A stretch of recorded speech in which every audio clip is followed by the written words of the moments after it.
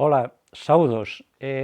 Benvidos a este faladoiro político no que trataremos de entender a difícil e intensa situación política na que vivimos, tanto en Santiago, en Galicia e no conxunto de España. Para elo, nesta mesa acompáñanme hoxe 4 compañeiros xornalistas, os que xa lles vou a presentar. Pola miña esquerda, Xavier Carnota. Que tal, Xavier? Hola, que tal? Encantado. Carla Reyes. Que tal, Carla? Que tal? No outro costado, en frente, está Xaime Leiro. Que tal, Xaime? Tardes.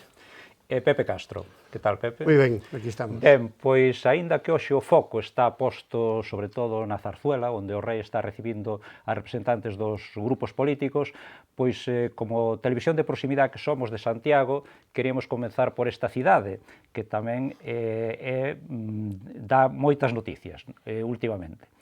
Eu quería plantear un pouco que me fixese unha reflexión de cal é neste momento a situación de Santiago despois de 10 meses de novo goberno de Compostela Aberta.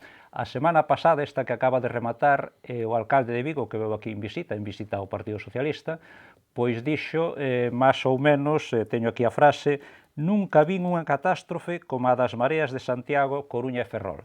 Eu quería empezar por aquí, que me comentasen esta valoración que fai o alcalde de Vigo das mareas. Javier, por exemplo, empezas ti.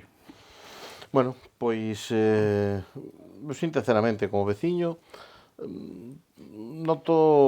percibo que falta por ensinarme cal vai ser o seu proxecto de cidade a longo prazo, non? E iso me sigue preocupando, porque dentro de pouquiño xa vamos a facer un ano. E claro, pois quedarían 3 por cumplir. Ao mesmo tempo, non me están gustando as relacións que está a levar, por exemplo, co comercio local, polo menos na zona vella, nin como xestiona de cara a fora. Non quero dicir que non teña razón no que poden dicir, por exemplo, no que é a xestión dos indixentes, non? Senón que, tendo a mellor razón de fondo, son incapaces de trasladar á cidadanía ou véncelles a maneira de trasladar dos contrarios, non? Algúns destes asuntos. O mesmo sucede, por exemplo, a mí pareceu un pouquiño fora de lugar, por moito que teñas asfaltado un campo de fútbol de Fochancas, facer unha rolda de prensa victoriosa, sobre todo porque che faltan outros 2 campos de fútbol por cubrir. E o veciño que ten esa fochanca diante da porta que ainda non lle quitaches, pois a verdade é que lle importa un poquinho menos o resto de fochancas que se tapaches, non? Pero o mellor, perdón, ao mellor nestes casos concretos falamos un poquinho despois. Eu quería sacaba as declaracións do alcalde de Vigo porque quería que vos pronunciaseis concretamente sobre isto. Non sei de Brudes, pasamos a Xaime. Eu non son capaz, eu sinceramente, nese sentido teño moi fácil, decir, o ataque me parece moi ben, e o contraste dun goberno donde o Partido Socialista ten unha resposta cidadán en Viga estupenda, e donde, pois, efectivamente, se fai un contraste cos gobernos das outras capitais, as capitais da provincia da Coruña, donde a cidadanía, eu creo que está todavía a espera desa reacción importante de cambio que ofertaban as mareas. Nese sentido, está claro que sí. Es decir, nese sentido, creo que acerta Caballero co diagnóstico, sobre todo porque lle é favorable. O que pasa é que, bueno, elle é favorable, pero eles están gobernando gracias ao PSOE, non, Xaime? Evidentemente, vamos a ver, eu creo que Abel Caballero, con esa adxectivación aos grupos das mareas, incluso con esa palabra chamándolles gobernos calamitosos, que son unha calamidade, ese vocabulario que queda facilmente na población, é o que busca en primeiro lugar é acotar o terreno en beneficio propio, é dicir, por contraste, ganar votos para o Partido Socialista. Pero non hai que esquecer que o Partido Socialista sustenta por activa ou por pasiva a eses gobernos municipales. El decía, Abel Caballero, na visita que fixo a Ferrol, que o rumbo do goberno de Ferrol mantiño de alguna maneira Beatriz Estallo, e iso é absolutamente falso, porque Beatriz Estallo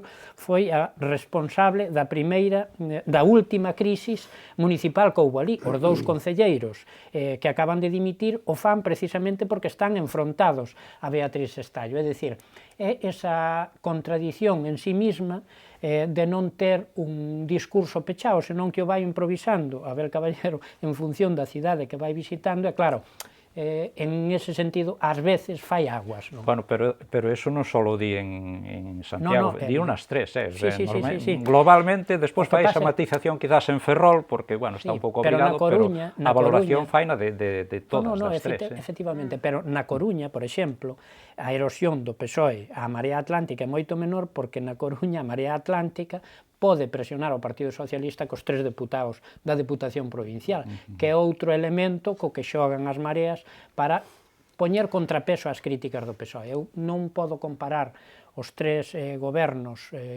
como un todo homoxéneo, porque hai factores locales que diferencian uns doutros.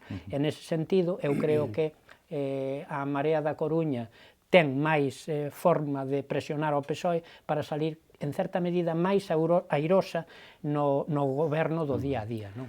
Carla, ¿tú qué opinas? A ver, yo creo que efectivamente desde un punto de vista no deja de tener razón Caballero, ¿no? Es decir, Caballero es un animal político inteligente que sabe moverse y sabe sacar además partido de las situaciones políticas, y en este caso yo creo que también ha sabido sacar partido de una situación, porque eso lo dice, ¿quién lo dice? Lo dice el alcalde de Vigo, lo dice un alcalde que efectivamente ha obtenido unos buenos resultados, los mejores resultados de su partido. Y que además es presidente de FEGAM, es el alcalde de la FEM, o sea que claro, efectivamente.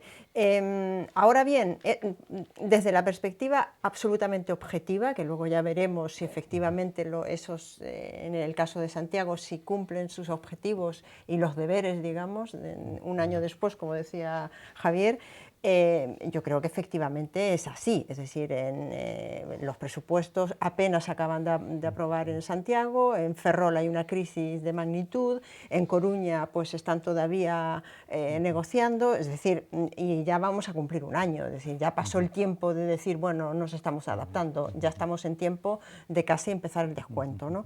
Pero por otra parte, Caballero coloca al Partido Socialista en una situación muy delicada, ¿no? Porque efectivamente en Ferrol está gobernando, está cogobernando con Ferrol en Común, en Santiago le ha permitido la investidura, de quitársela pues quedaría en minoría, y en Coruña lo mismo. Entonces, es decir, estos ayuntamientos gobernados por ineptos, como deja entrever Caballero, son ineptos que llegaron ahí gracias al PSOE, ¿no? A su partido. Por lo tanto, sitúa al propio Partido Socialista en una situación muy incómoda, ¿no? Pepe, quedas ti por... A verdade é que pouco me queda que decir, porque prácticamente está todo dito, non? Dicía Lorenz de Arabia, aquel persoaxe tamén interpretado por o actor egipcio famoso, non me acordo agora do nome, dicía, el pode haber honradez entre ladrones, pero nunca la habrá entre políticos. Bueno, pois parafraseando a Lorenz de Arabia, eu diría que pode haber coherencia entre a xente normal, pero nunca vai haber entre políticos. O de Abel Caballero é unha mostra total de incoherencia, acaba de decirlo Carla, non? Se realmente son os gobernos tan incompetentes, que eu creo que son, polo que di a xente, eu vou pola Coruña moitas veces, vivo aquí en Santiago, e a xente realmente está un pouco abarallada, espantada do que está a ocurrir en cada unha das ciudades. En Ferrol xa salen na prensa todos os días, non fai falta estar ali, non? Entón, se realmente son tan incompetentes, hombre, o Partido Socialista, capitaneado nesta turné por Galicia polo señor Caballero, está apoiando e propiciando gobernos incompetentes nas tres ciudades, salvo Vigo, as tres siguientes ciudades de Galicia. A mí parece unha mostra total de incoherencia, non? Neste sentido, tiña que facerse ver e, bueno, tomar algunha determinación, porque a min, eso de todos contra o PP, vamos a establecer un cordón sanitario para que non goberne o PP, eu creo que está xa de modé, non? Alfonso Guerra, que non é un personaxe sospeitoso, dixo, antes das eleccións do 20 de decembro, que algún día echaremos de menos al denostado bipartidismo. E eu creo que estamos xa casi en ese momento, en esa etapa, non? Entón, bueno, teñen que reflexionar e, bueno, tomar algunha determinación, non? E despois, claro, defender o goberno de Ferrol con todo o que está a salir de Ferrol, como apuntaba Xaime, bueno, é unha mostra máis de incoherencia total, non? O que pasa é que eu creo, sinceramente, que a xira de Abel Caballero non era tanto unha xira de ataque aos gobernos municipais como unha xira de reforzo do seu propio papel institucional e do seu propio papel orgánico dentro do partido, non? O que pasa é que eso a mellor o tratamos máis adiante, porque cando falemos de Galicia, se che parece. Ben, perfecto. Porque agora quería seguir un pouquiño máis con Santiago. E, a ver, hai 10 meses que comenzou este mandato da Compostela Aberta.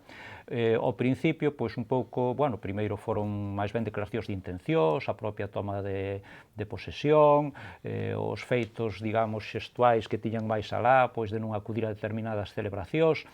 Pero agora sempre había un pouco a disculpa dos presupostos, non? De que non estaban aprobados os presupostos. Agora hai presupostos e agora parece que toca realmente pois xestionar as cuestións diarias, cotidiás, as da rúa, e neste momento pois, en Santiago só se fala de cuestións que por separado poden parecer menores, pero que se as englobamos todas xuntas, pois é o que hoxe prima na cidade.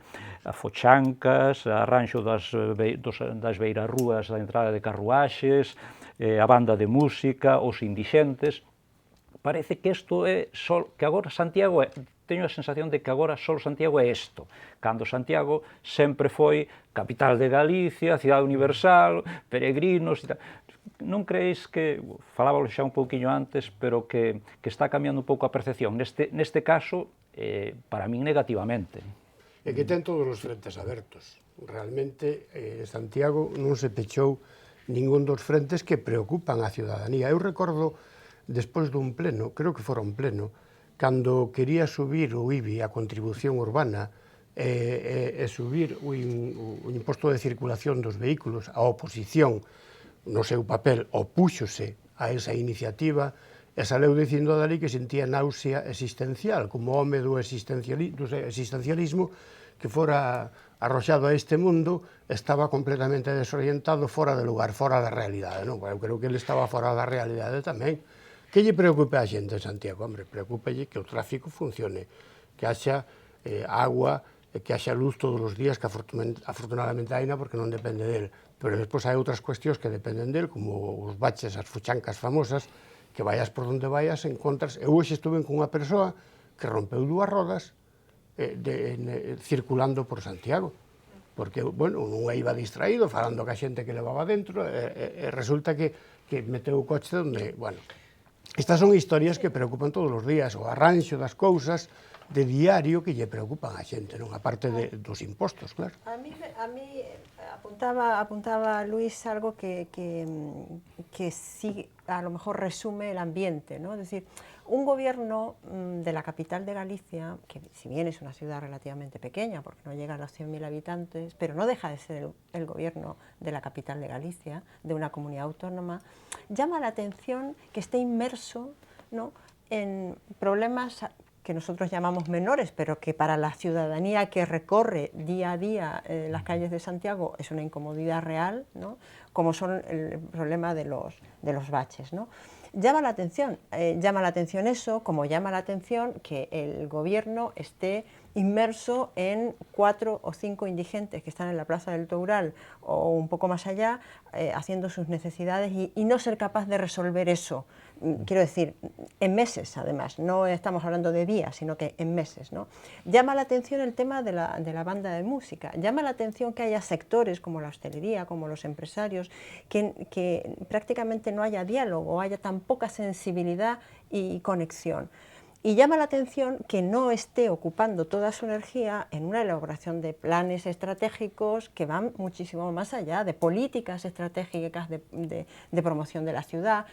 Vamos cara al verano y sabemos perfectamente el caudal de peregrinos que vienen y el caudal que genera eso de potencial económico para la ciudad. A mí me parece que está enfrascado en unas peleas internas, como fue el tema de la perrera, ¿no?, de San Marcos, es decir, con unas cosas tan nimias y con una incapacidad real de resolución, ¿no? Y eso pues es sorprendente. É evidente que, pasados 300 días da celebración das eleccións, os gobernos municipales tiñan que estar a pleno funcionamento. É dicir, non estamos falando de 100 días de gracia, senón de 300. Quedan 60 días para que se cumpla o ano.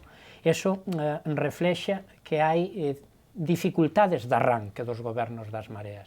É certo que os gobernos das mareas son unha forma de facer política diferente encima, o ser organizacións de novo cuño, non ten un pasado histórico, na maior parte dos casos, no que mirarse para actuar no día a día. Pero eso, dende logo, desde o meu punto de vista, non os libera da súa responsabilidade. Eu creo que tan ben como apuntaba desos dous, é dicir, notase nos gobernos das mareas unha falta de diálogo e outra falta de dilixencia. Nos problemas cotidianos do día a día, os gobernos das mareas tiñan que estar solucionándose, é dicir, non pode estar un problema dunha fochanca semana así, semana tamén, xerando debate social ciudadano. Por eso, eu creo que a esas dous factores debía darlle solución de maneira inmediata. Fomento do diálogo e apresurarse a solucionar os problemas no día a día. Teño para min que esta crítica empeza a calar tamén en determinado tipo de ambientes dentro das mareas. O que non sei é se esa crítica que poda aflorar desde dentro das propias mareas impactará nos que ten o protagonismo absoluto, porque non hai que esquecer que estas mismas críticas que se lle fan agora ás mareas fixéronselle no seu día o goberno bipartito, cando non houbo dimisión algunha polos incendios forestales que lle decían hai 2 mortos nas carreteras, unha catástrofe ecolóxica, algún conselleiro terá que dimitir, e non dimitiron, se encapsularon. E eu penso que o problema das mareas pode ser tamén ese, que acaben encapsulándose, pensando que están cheos de razón, e que eso os alexe cada día máis dos ciudadanos que empezan con unhas críticas moi lixeiriñas e poden acabar con críticas que os alonxen definitivamente deles, non? Non será tamén, e eu pregunto a Javier, que quedaba por intervir... A culpa é miña por meter a mechas ao principio. Pero digo, non será tamén, aparte do que acabades de decir todos, que os alcaldes da Coruña e de Santiago, os dous, cando Ferrol está con outras cuestións, non teñen un pouco máis a cabeza no caso de Santiago, na outra parte de Raxoi, e porque todos os días están saindo nos medios de comunicación falando de cuestións de política galega, non? Galega ou estatal, pero sobre todo galega. Nada mellor, pero mira, nós estivemos aquí, Xerardo Estévez non era menos chamado a contestar ese tipo de cousas moitas veces, ou interviña na política do seu partido, ou vamos, non se lle vían intencións, o sea, estaba moi delimitado o seu campo como alcalde do que presumía, ademais, non? Que é o que quizáis nos falta un pouquiño no caso de Martiño Noriega. Pero, home, eu creo que o fundamental é que non sei se saben perfectamente onde se atopan na proxección real que ten ser alcalde da Coruña e ser alcalde de Santiago, non? Deberían valorar un pouquiño máis. De todas formas, claro, hai cuestións que tamén lle veñen heredadas, é dicir, aquí hai un pasado tamén do Partido Popular que non se pode negar, é dicir, hubo un desgoberno, o sea, a mitad das fochancas eu creo que foron medrando tamén nunha certa inacción dos gobernos anteriores, e que, oye, pois tamén habrá que asumir esa parte de culpa, sobre todo cando se fai agora a oposición e se lle reclama tamén ter dilixencia, pero ao mesmo tempo, despois, creo que hai cousas que paran moitísimo a xestión diaria e que sí que demostran, non sei, pero como certa inocencia, non? Estos gobernos que non é achacable en todos os casos, nin fácil de digerir, porque se foches alcalde de outro sitio durante 4 ou 8 anos ou que fora, pois nos acolles experiencia, non?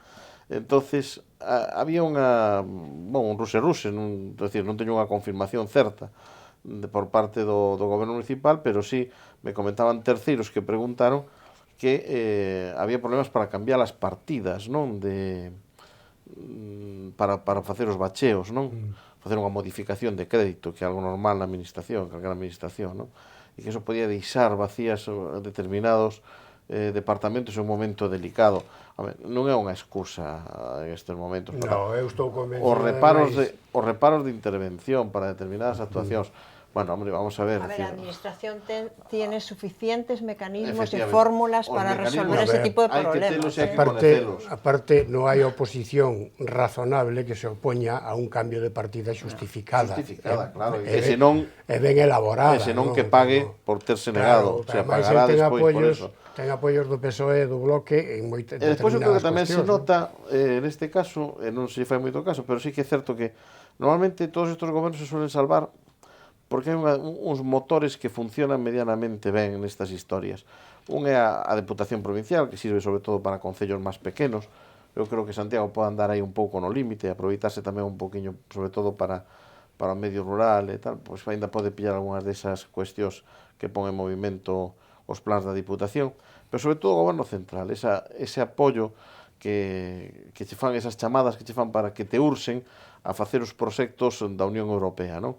A parálise tamén que houve en todo o Goberno Central neste sentido, e despois a parte da austeridade, todo isto que fai que non se promovan intervencións que se podan promover desde os gobernos centrais. Javier, tamén lo de la intermodal non hai ninguna parálisis, ¿no? Es decir, Ana Pastor, la ministra en funciones, ha estado aquí dándole además luz verde al tema, ¿no?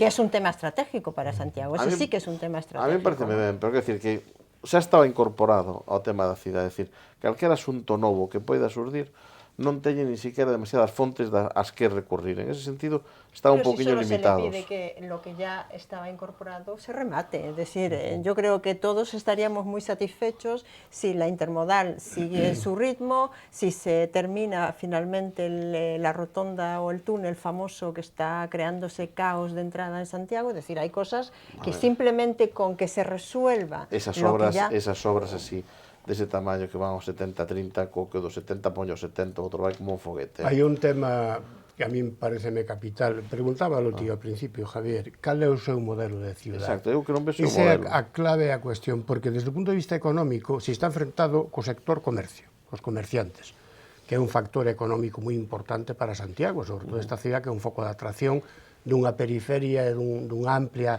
bisbarra que ven a xente aquí a mercar, non? Eso por un lado. E por outra banda, eu non coñezo en todo este ano ningún proxecto de apoio e de atracción a empresas para que se establezan aquí en Santiago. Entón, en Santiago hai xente que necesita traballar, todos necesitamos traballar. Claro, se non fomentas un emprego de algún xeito e non favoreces que os empresarios veñan, atraes a ese polígono da Xionlla, que está Valeiro, tampouco non é toda a culpa dele, ou aí concordo contigo, non? Aí el venga, digamos, pagando e recollendo frutos de gobernos pasados, non? Pero todos os gobernos. Ahora, algún goberno que empeza... Xerardo Esteves tiña un modelo de ciudad, e puxo en marcha. E outros alcaldes que tivemos aquí en Santiago tiñan un proxecto de ciudad. Paco Vázquez tiña un proxecto de ciudad na Coruña, o mismo alcalde do último do PP... Agustín tamén estaba desarrollando o da Coruña, bueno, o último alcalde do PP da Coruña. Negreira. Carlos Negreira tiña un proxecto de ciudad que se pode gustar máis ou menos, pero el sabía o que quería facer, e de feito fixo, non? Pero é que eu aquí non vexo absolutamente nada. E máis, se non se atendo día a día, pois mal podes ter proxecto de ciudad, non? Vamos ter que cambiar xa de tercio, porque senón ocupamos toda esta parte, e tamén lle quería anunciar aos espectadores que os mércores, todos os mércores, teremos un debate específico, un faladoiro sobre Santiago, no que participarán os representantes dos grupos políticos, e a outra semana, de forma alternativa, pois tamén outros representantes da cidade. Voulle preguntar a Xaime, pero só para que me conteste si ou non, e para dar paso ao seguinte, si enlazando a parte local coa autonómica, si cree que Martiño Noriega pode ser o candidato, pero non me entredes os demais, se non volvemos... Non, eu creo que non, eu creo que había un consenso, claro, para que o xuez Luís Villares fora o candidato de En Mareas Autonómicas. Pero ese consenso que había entre todas as forzas ten agora algún pero, porque foi pactado previamente ao cambio de dirección de Podemos en Galicia. É dicir, foi pactado con Toné, coa xente de Ángela, cos diputados en Madrid, cos que mantiñan, digamos, relación directa coa dirección de Madrid. Entón, unha vez que se cambiou ese escenario, é posible que, ao millor, a Carmen Santos, que é a nova secretaria xeral de Podemos en Galicia, poña algún pero. En todo caso, sea como sea, o candidato terá que pasar por primarias e non se descarta que ao lado dese nombre de Luís Villares poidan aparecer outros nombres, non? Bueno, pois xa podemos, ao mellor, seguir por aí. Tiña no guión outra orden, pero xa que nos metemos nas mareas, pois podemos continuar analizando a situación das mareas, que ademais acaban tamén de facer unha consulta que, bueno, que xa fixo Podemos, pero que refrendou máis ou menos as tesis de non permitir un goberno de PSOE e Ciudadanos. Como están as mareas en Galicia, aparte do que acaba de decir Xaime? Eu abundando no de Xaime, o propio Beiras cortocircuitou Villamartiño o camiño á presidencia da Xunta cando dixo que tiña que dedicarse á alcaldía. Fora así, non? Sí. Bueno, pero perdona, pero Beiras aquí nesta mesma mesa tamén dixo o mismo de que cando iba a ser para a alcaldía de Santiago, que dixo que Martiño estaba chamado para outras metas que non a alcaldía de Santiago. Eu dixo aquí nunha entrevista a Susana. E despois as cousas non é que naquele momento non o pensasen, digo eu, senón que evolucionan e se cambia e tal. Credes que Beiras aínda pode ser o candidato? Yo creo que no, yo creo que eso son... Eu non creo que sexa por falta de candidatos. O que si vexo é que, chegado o momento, a cuestión procedimental ten un peso excesivo. Teñen que darse conta que a cidadanía valoramos que cambien as formas, sempre cando as formas non sexan unha rémora. É dicir, o mismo que lle aplicábamos ao goberno de Santiago, lle podemos aplicar ás mareas en xeral no seu funcionamento. É dicir, non poden estar todo o tempo debatendo no que facer e que quedan as cousas sin facer, non? E iso, non sei, pero creo que en este momento o que teñen organizado na casa. Ademais está, despois, o tema curioso que, dada a circunstancia de que Podemos ten pasado agora por unha serie de veleidades internas, porque, bueno, pois as enquisas, según se coñecen, a veces danlle ben, outra vez danlle un pouquiño peor. Eu entendo tamén que nas mareas, a veces, nese sentimento nacionalista, non? Pois despique a posibilidade, non, de ir por separado deles, ou que os propios Podemos queiran ir tamén pola súa conta. A verdade, é un galimatías difícil de resolver para velo desde fora, pero... Non teño dúdas de que vai haber unha candidatura conxunta. Unha candidatura conxunta, e a máis. A min tranquilízame. Estou casi en condicións de asegurar que van a calcar para as xerais as mismas listas que presentaron para as eleccións, para as últimas eleccións xerais. Non sería extraño que cambiaran a última hora os candidatos.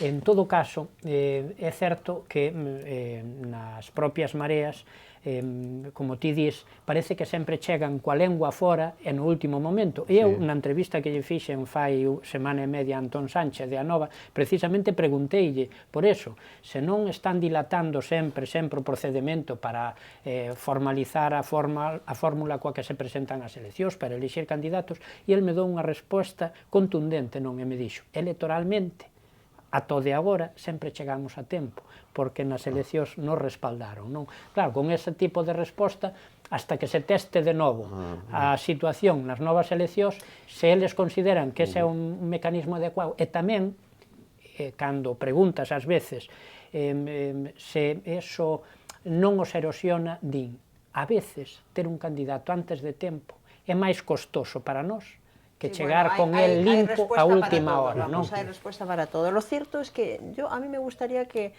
nos echáramos un poquito para atrás y viéramos, porque lo que estabas describiendo, Jaime, era un poco lo que pasó con Anova y Izquierda Unida y esa coalición de AGE en el Parlamento, en el Orrio, y cómo acabó, ¿no? Es decir, acabó con 3 diputados que salieron del grupo, ¿no? Y AGE prácticamente está completamente ya inexistente, ¿no? A mí me da la impresión de que en este momento lo que hay es lo que ha habido siempre en la izquierda, es decir, grupúsculos que intentan cada uno liderar de alguna manera. Y en este caso, Beiras lo que está haciendo es tratar de reforzar la posición Anova en las mareas, ¿no? Está haciendo ese juego de recoger a los del bloque nacionalista galego que quedaron descontentos por la opción de no aliarse con Mareas, está recogiendo a los que quedan, a los de Compromiso por Galicia, que también quedan descontentos porque querían una alianza con Mareas, es decir, está rearmando Anova para tener pues un partido mucho más fuerte dentro de Marea y más hegemónico, ¿no? Y la parte de esa estrategia de crear ese partido instrumental, ¿no?, va por ahí. Yo creo que la pugna evidentemente va a ser con Podemos, ¿no? Indudablemente que la batalla ahí va a ser con Podemos y con su antigua compañera de escaño, que era Yolanda Díaz, y que ahora tendrá la difícil tarea de decidir dónde está, si está en Izquierda Unida o está en Marea. Yo aí ya Pero xa lo hemos discutido, Jaime. Pero o que pasa é que en Galicia si siguen, bueno, xa estaban xuntos, entonces aquí non terán, penso, a corto plazo non van a ter quizás ese problema. E aquí é que además se mezclan, a ver que opinades vos, pero se mezclan un pouco dúas situacións, a das xerais coa das autonómicas. Claro, entón, bueno, as xerais probablemente se repitan as candidaturas, eso é o que din casi todos os partidos, non? Que as van a repetir, que a min tamén me parece razonable, porque estas non deixan de... Isto non foi unha legislatura, isto foi... Hai unhas eleccións que se repiten, non? E entonces, de cara xa falando neste momento aínda das autonómicas, como credes que, se isto pode variar con respecto ás xerais bastante no tema de Anova, no tema de Mareas, que estábamos falando agora? O problema máis grave, máis gordo que lle vexo a esta candidatura unitaria con ese partido instrumental é que esa persoa que elixan, se vai a primarias, saia elexida en primarias, ou que designen alguén, as forzas que están dentro desas formacións, sexa capaz de galvanizar tantas forzas distintas e dispares, que son bastante dispares, non? Izquierda Unida ten pouco que ver con AGE, prácticamente nada. Podemos é un partido estatal, centralista, que Galicia non lle importa nada. Galicia é un trampolín para acadar outros obxectivos a nivel nacional, non? Entón, que entre todos sexan capaces de ter un candidato de consenso e que este sexa capaz de galvanizar. E, pois claro, o proxecto e o programa para Galicia, porque eu creo que a xente agora xa non lle vale, vamos a votar ao PP da Xunta, que é o que di o discurso que se predica moito a nivel nacional, está pasado de moda. Oiga, digamos que vai a facer con Galicia, como vai a arranxar os problemas que temos plantexados os galegos, desde a leite, a agricultura, a pesca, etc., etc., non? Bueno, para min é a gran incógnita, Xaime, que sabe máis de todo isto. Vamos a ver, eu transmito basicamente o que falo con eles e logo paso polo meu filtro, lóxicamente, non? Pero polo que falei coa xente, coas diferentes grupos que conviven dentro de Marea, é certo que hai diferencias. Uns son nacionalistas, son os da Nova, e outros son forzas federalistas, se quere, porque a Esquerda Unida é unha organización federalista, incluso Podemos, na concepción que ten Errejón do partido, que non é a mayoritaria, pero tamén é moi federalista.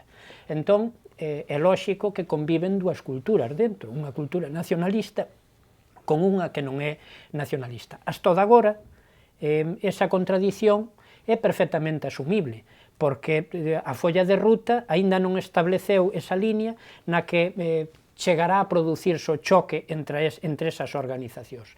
Está claro que con respecto ao candidato á presidencia da Xunta, as conversacións previas que había habido entre os socios arroxaron que esa persona, ese Luís Villares, era unha persona que podía ser asumible por todos. E incluso el, según me comentan, pois mantén a porta aberta a esa posibilidade, é dicir, se frutifica, se non é visto con animadversión por parte de ningún dos socios, si podería estar aberto a concurrir a esas primarias. Outra cousa moi diferente é que unha vez que se é elexido, sexa capaz de exercer o liderazgo como exerceu Xosé Manuel Beiras. Xosé Manuel Beiras foi capaz de unir os diferentes e encima de unilos, mantelos sin friccións e sin conflitos que foran máis alá dos problemas do día a día. É dicir, permiteu unha convivencia pacífica. permiteuna no seu día no Bloque.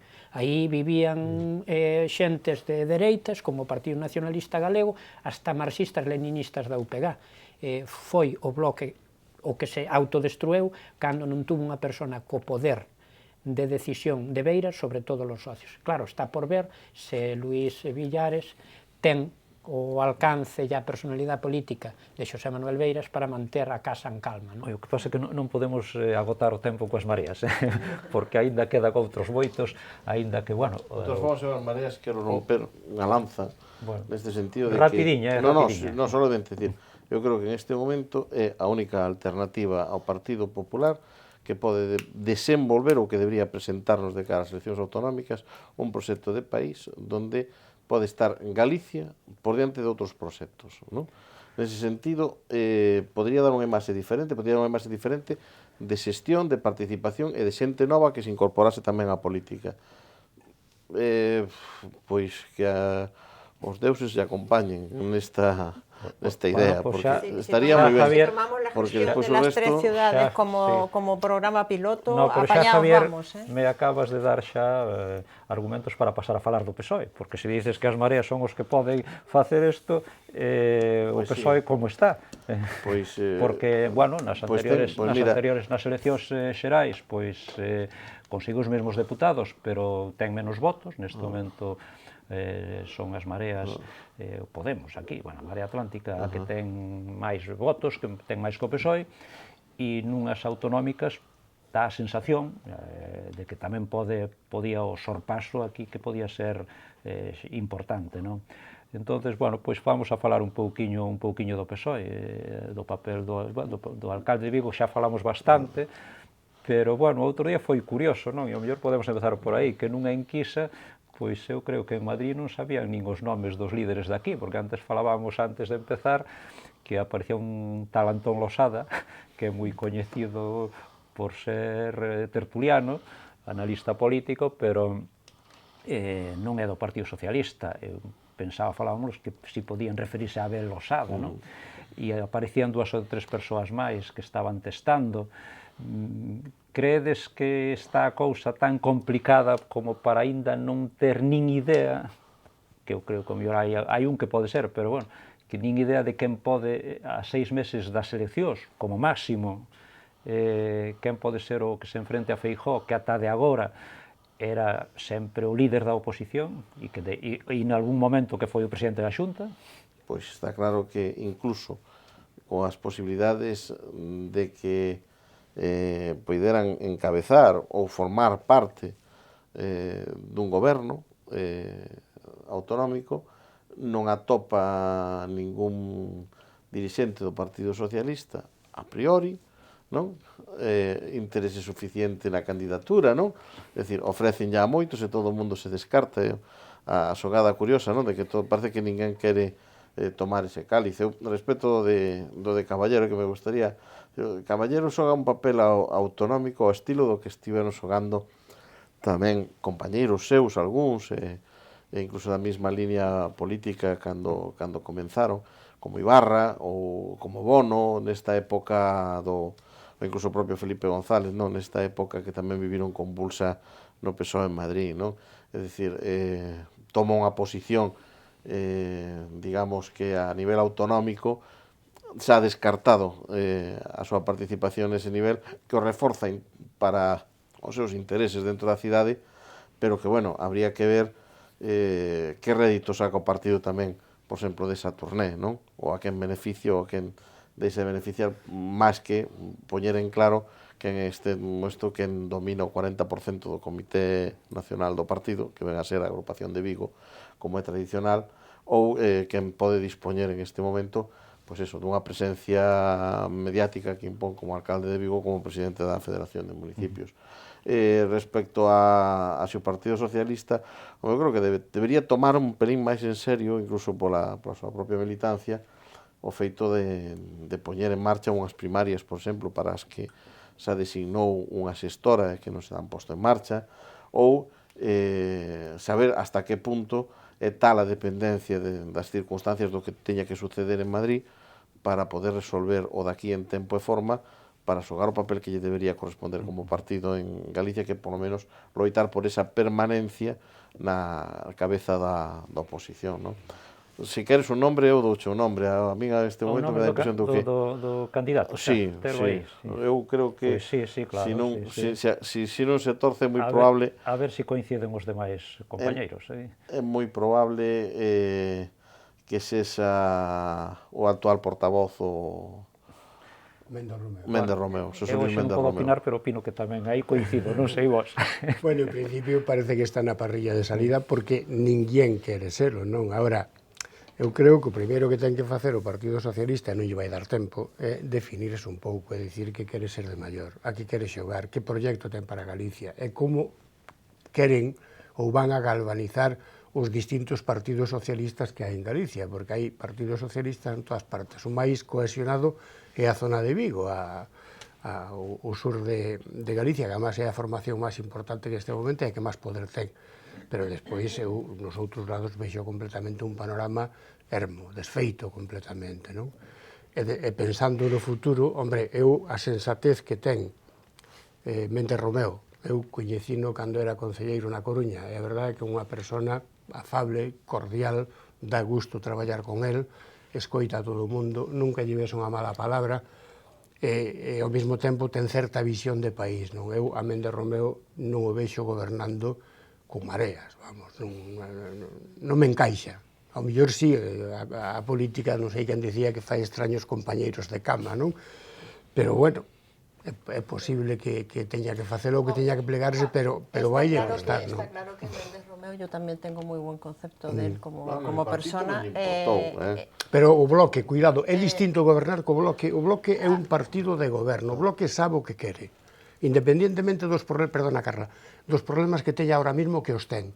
Pero o Bloque leva moito tempo gobernando. E, de feito, naquelas ciudades ou vilas ou aldeas ou povos onde goberna, faino ben. E repiten. Temos o caso de Lores en Pontevedra e de outros alcaldes dispersos por aí. É distinto gobernar co Bloque a gobernar cas mareas, que non saben o que queren.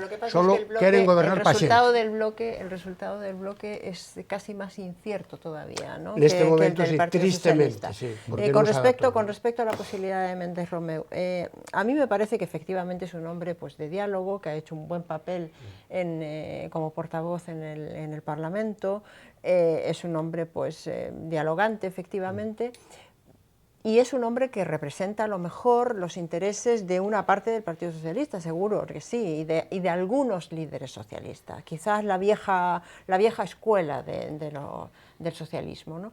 Pero no sé hasta qué punto esa imagen es realmente unitaria en el resto del Partido Socialista, ¿no? Ahí está para mí la claro, clave. Ahí está la clave. Es decir, efectivamente sí puede ser el candidato de algunos, pero no de todos.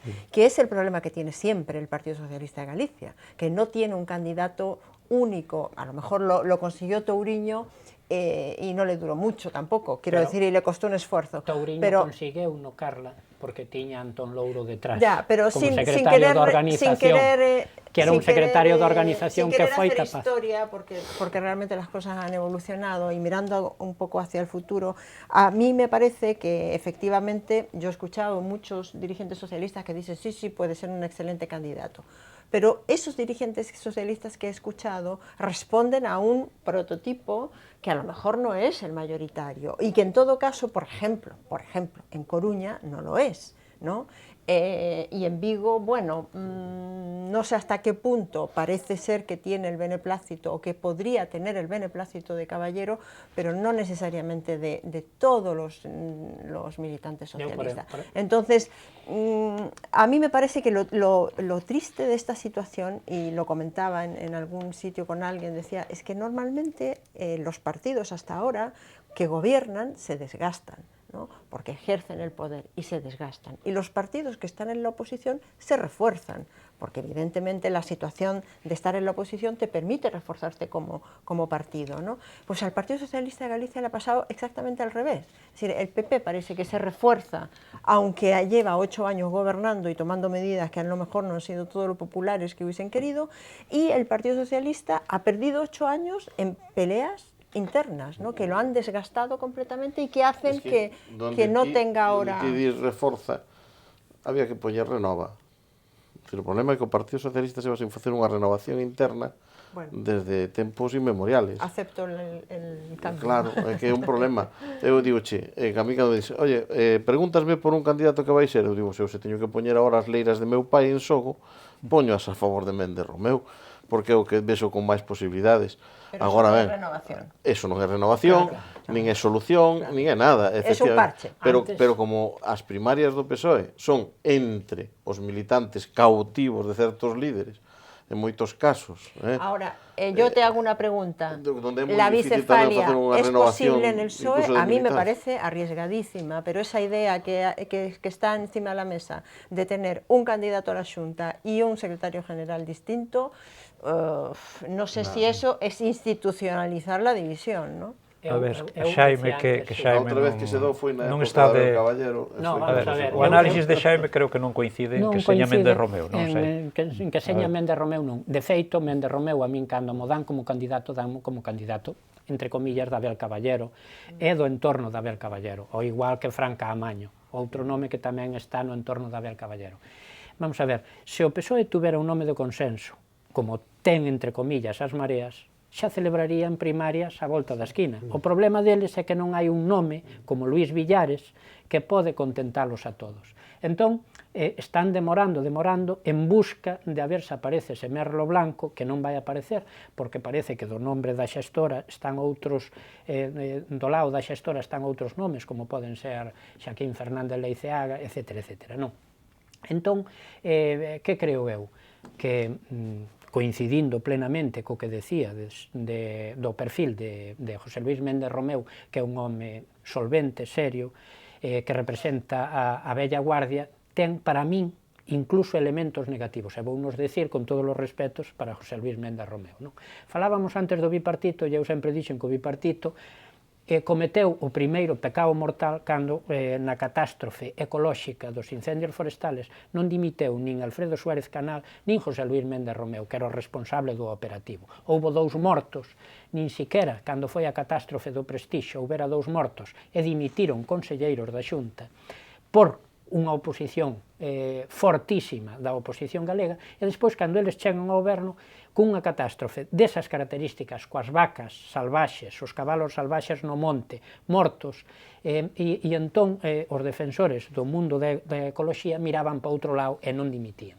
Punto número 2. José Luis Méndez Romeu foi o responsable do famoso Audi A8 que dinamitou a campaña de Touriño Plomer. E é máis, foi o responsable das famosas sillas de 3.500 euros que non apareceron aínda todavía. Por lo tanto, eu creo que eso é historia pasada. É historia, pero... Bueno, pero as primarias para a propia militancia ten que ser argumentos de peso. Vou entón apuntar os resultados. Carnota e Pepe se inclinan por Méndez Romeu e Carla depende e... De todas formas, eu non xogaría todo o capital. Bueno, pero... Xogaría un pouco. Eu que xa dixen que non... experiencia financeira. Eu xa dixen que non opino, tamén me apunto a Méndez Romeu. Creo que vai a ser el, aínda que sea o mellor solo por descartes e porque el se ofrece, e a veces pasou e besteiro. Foi o único que se ofreceu e saliu. Porque non había... Entonces, a veces, se as cousas son tan sinxelas que ocurren así. Oye, temos que ir rapidamente a falar, bueno, do PP... non hai moito que contar, non que é coas autonómicas, porque, bueno, xa ten candidato, está máis ou menos clara a situación. No BNG parece que tamén temos candidata xa casi segura. O único que vos preguntaría rapidamente é se a volta ao antigo nome de BNG lle pode beneficiar. Que opinades? Bueno, eu creo que máis que o nome nestos momentos o que perxudicou o BNG nas eleccións, que tamén foi o nome, non? Pero eu creo que foi o discurso. E vou poñer 2 exemplos para que me entenda claramente quen nos está escoitando. Non se pode chegar o 25 de xullo á Plaza da Quintana e berrar Cuba si, yanquis fora, cando Obama está negociando con Castro na Habana. E non se pode berrar Galicia nación, autodeterminación ou que queiran que non, Galicia é unha nación, e quedar fora do Congreso dos Deputados. Ese ten un discurso que está fora da realidade. Eu espero que Ana Pontón, que foi aupada ao cargo por quenes corean esas consignas dentro do bloque, teña cintura para crear un equipo novo que lle adapte o discurso á realidade social. Solo por esa vía pode reenganchar o BNG coa sociedade, máis alá de polas siglas, que son unhas siglas históricas, e que evidentemente parece lóxico que as recuperen, non? É unha cuestión de marketing. Como marketing beneficia o BNG. Ora, o discurso de Xaime compro yo íntegro. Sí, a ver, el problema no es la sigla o el nombre, ¿no? Yo tengo dos lecturas del BNG. Por una parte, reconozco que tienen un valor y es el valor de la coherencia, es decir, que pese a que los resultados son pésimos, ellos persisten en decir somos coherentes, somos un partido nacionalista y por lo tanto... Espera, déjame... Solo na mesa. É coherente, vota todos os fillos e tal. Déjame que termine el razonamiento. Así é coherente calquera. Es coherente porque a pesar de los malos resultados se sigue definiendo como partido fundamentalmente nacionalista y entonces ese es el eje de su política y por eso no se alía con un partido como Izquierda Unida o como Podemos. Y por otra parte, no corrige, es decir, lleva años bajando en el resultado electoral y no hace autocrítica. Y su postura es el pueblo el que está equivocado y tarde o temprano se darán cuenta de que es el bloque nacionalista galego que tiene la razón. Ese discurso es absolutamente suicida, ¿no? Y la única explicación que hay es que realmente quieran mantenerse como un partido absolutamente marginal. Lo que pasa es que va a ser un partido marginal fuera del Parlamento. Sí, eu creo que é un dos vellos problemas do BNG, Xaime acaba de dicilo e Carla tamén, non? A desconexión ca sociedade. Estamos nun mundo completamente distinto de fai 25 anos, estamos nun mundo globalizado, nun mundo cando Obama estaba pisando Cuba, eles estaban co discurso de fai 40 anos prácticamente, claro. Entón, isto realmente é o que non atrae a xente. Estamos noutro mundo, que digamos, o discurso das mareas que é o que capta esa xente que estaba antes no BNG. Entón, eu, a Ana Pontón, se a deixan, é posible que poida volver a conectar o BNG ca rúa, pero moito me temo que non a van a deixar, non? Bueno, pois vamos ao último tramo do programa. Temos que falar, pois, das eleccións do 26D, se é que se celebran ese día, porque aínda hoxe luz, mañá martes, digamos que coñeceremos o resultado final, que todos xa o prevemos, pero, bueno, eu vos quería preguntar se pode haber algunha sorpresa. Credes que de aquí a mañá pode haber algunha sorpresa e haxa candidato a investidura? Vamos a ver, eu creo que para que se dera esa circunstancia tería que haber unha negociación ao longo deste proceso no día a día.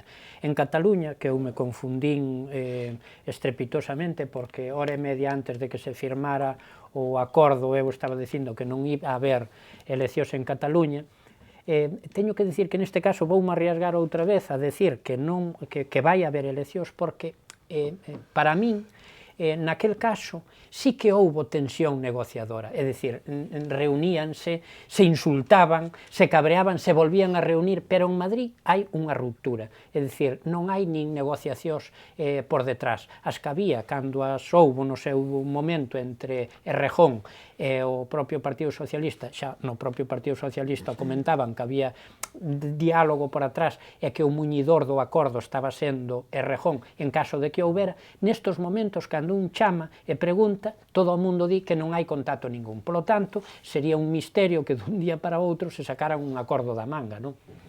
Coincidides vos neste análisis? Coincidimos plenamente. A constatación dun fracaso. A mí gusta moito máis, eu creo que ten moito máis, desde o punto de vista así politolóxico, como quieras chamarlle, ver como resolven o tema entre Podemos e Izquierda Unida.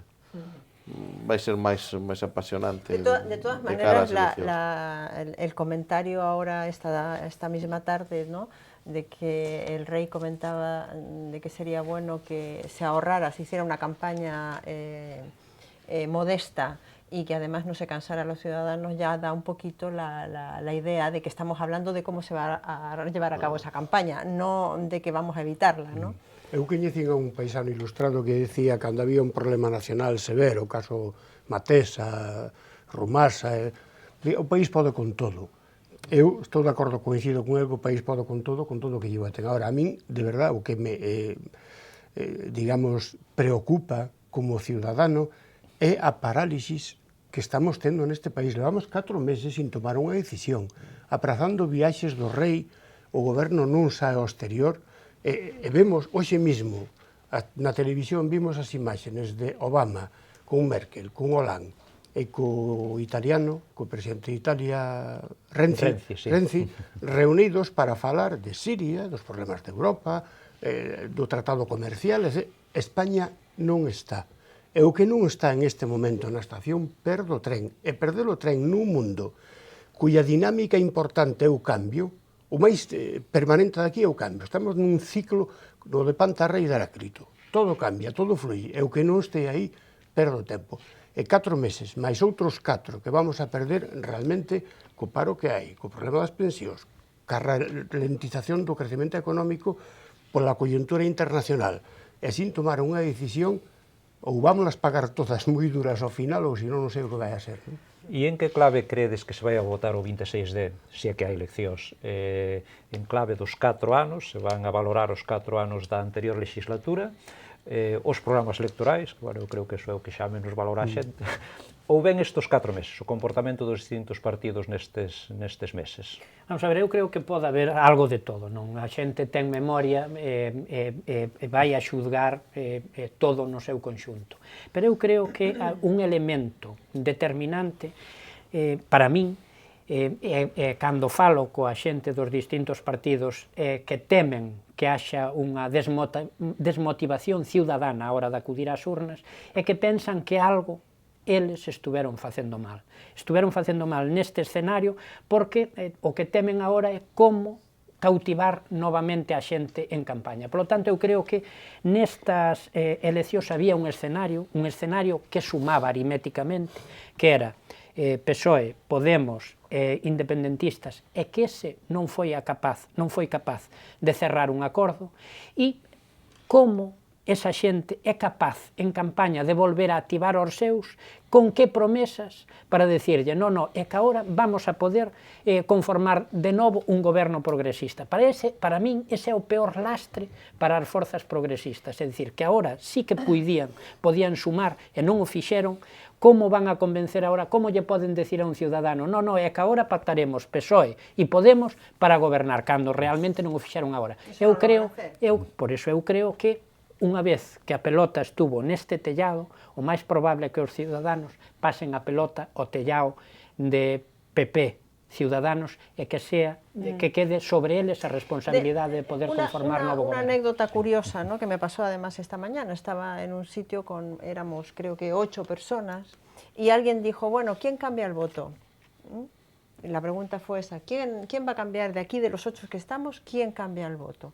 Y había 3 personas que cambiaban el voto, ¿no? Me llamó la atención, porque ¿y las 3 eran 3 personas, no lo sé, pero supongo que sí.